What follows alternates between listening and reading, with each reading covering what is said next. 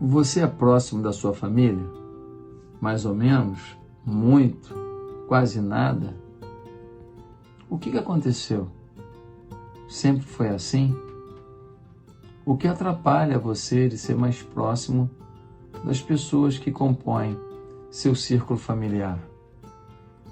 Bem, tem muita coisa que a gente não entendeu, mas que hoje nesse vídeo você pode entender. E isso pode modificar a sua história e o seu relacionamento familiar. Por isso, fica comigo, vamos até o final desse vídeo, você não vai se arrepender.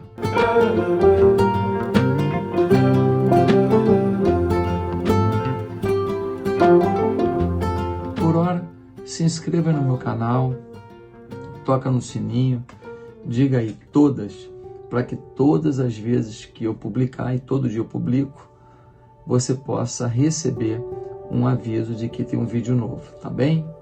Se você gostar do vídeo, me dá um like e faz um comentário aí de alguma coisa que você está achando desse vídeo, porque isso é muito legal para valorizar o vídeo e mais gente assistir.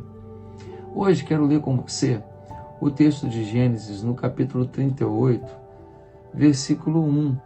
Diz assim: Por essa época, Judá deixou seus irmãos e passou a viver na casa de um homem de Adulão chamado Hira. Ali, Judá encontrou a filha de um cananeu chamado Suá e casou-se com ela. Ele a possuiu, ela engravidou e deu à luz um filho, ao qual ele deu o nome de Er. Tornou a engravidar, teve um filho e deu-lhe o nome de Onã. Quando estava em Quezib, ela teve ainda outro filho e chamou-o Selá. Ouvindo isso tudo que eu disse aqui, você fala: qual é o problema? O que tem de mais nisso? Um homem chamado Judá, ele passou a viver na casa de um homem de Adulão, encontrou a filha de um cananeu chamado Suá, casou com ela e teve 3 filhos. Olhando assim, parece muito simples, mas existem alguns detalhes aqui que são fundamentais que a gente entenda. Primeiro, no versículo 1, vai dizer que Judá deixou seus irmãos e passou a viver na casa de um homem de Adulão. Veja você, ele deixou seus irmãos. Por que ele abandonou seus irmãos? Porque aconteceu um problema gravíssimo. Qual foi o problema? O problema gravíssimo é que os seus irmãos venderam um irmão, venderam José como escravo para o Egito. E Judá foi aquele que não concordou, foi aquele que tentou impedir, foi aquele que se revoltou de ver isso acontecendo. O Judá ficou muito triste pelo fato dos seus irmãos terem, para não matar, terem vendido o seu próprio sangue para que um menino de 17 anos fosse levado para viver uma vida terrível como escravo. Depois ele ficou vendo o seu pai chorando. Depois ele começou a ver o mal-estar do seu velho pai. Mas se ele conta para o pai a verdade, que o filho estava vivo, que os irmãos que venderam, que o filho José, tão querido por Jacó, não estava morto, os seus irmãos o matariam, talvez. Ele arrumou um problema muito sério. Então, para não conviver com a mentira, para não conviver com o velho pai sofrendo a perda de um filho que ele perdeu, mas não pela morte, como falaram os outros filhos. Não. Perdeu porque os outros filhos venderam aos ismaelitas. Então, para não conviver com esse ambiente de mentira, o que o Judá fez? Ele foi para um outro ambiente. Mas quando ele foi para outro ambiente, ele se permitiu viver algo que não poderia.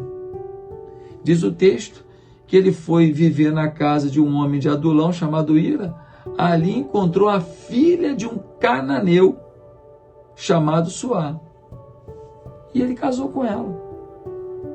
Se tem uma regra que não deveria ser superada, se tem uma regra que não poderia ser ignorada, é a mistura entre os povos. Existia um povo que tinha um Deus único, um Deus verdadeiro, um povo monoteísta, que adorava um único Deus, o Criador de todas as coisas.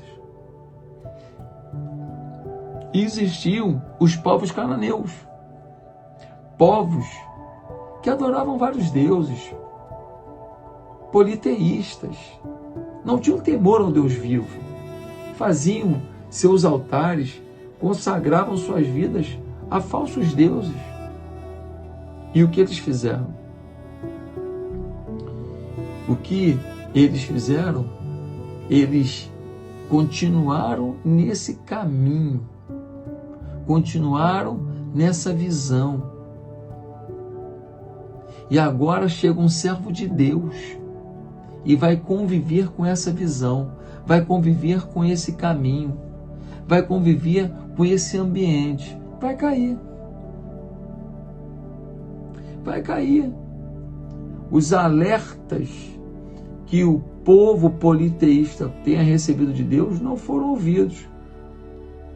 E aí um servo de Deus, ao invés de ir para lá para orientar sobre o caminho a seguir, ele se envolve, ele se relaciona. E Judá, ele se envolve com uma mulher, casa com uma mulher cananeia. Seus valores, seus princípios, suas tradições são cananitas, são politeístas, são adoradoras de outros deuses. Não são comprometidas com a fé e com a visão de vida que Judá recebeu de Jacó. Ele era filho de um patriarca, Abraão, Isaque e Jacó. E agora o filho de um patriarca, o líder de uma nova tribo, de uma das 12 tribos de Israel. Ele, nesse momento, ele está linkado a um ambiente completamente distorcido da sua fé, da sua crença.